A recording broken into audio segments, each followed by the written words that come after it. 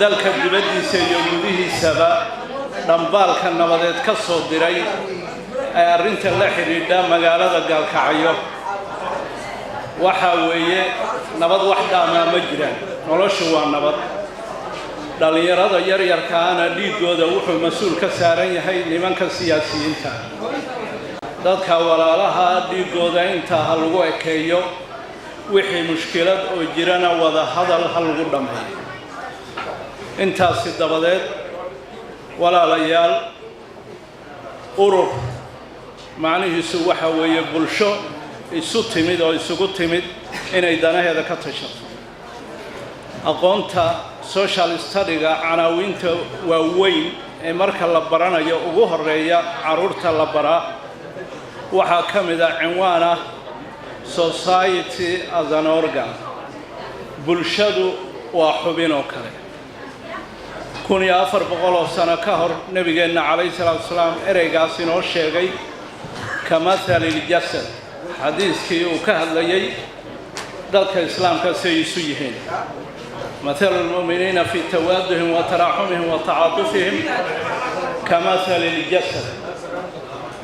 jirku maxaa loogu tilmaamayaa bulshada jir waxa loogu tilmaamayaa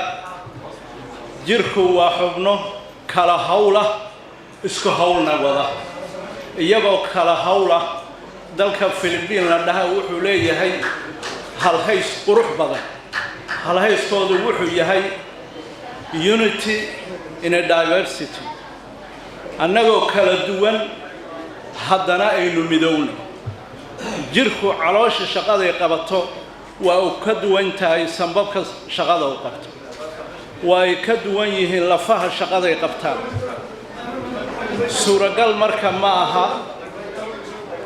suuragal ma aha in calooshu ay tiraahdo war xubno yahow maalin walba maxaan u shiidayaa raashin aniga ma idinkaan cabididiina oo ay halkaa istaagto luguhii inay dhahaan war annagu maxaanu u xamaalaynaa jirkaan maalin walba ordayoo naga taga xubnihii kale jirkii ma jiraya hadday xubnihii saa u kala tagaan waa maya calooshu waxay wax u shiidaysaa inay dheef gaarsiiso xubnaha inteeda kale xubnaha oo dhanna waxay u shaqaynayaan calooshii waayo dhiiggii baa la siinayaa hawadii baa la siinayaa iyadoo qudheedu raashinkii iyo tamartii ay ku shaqayn lahayd baa la siinaya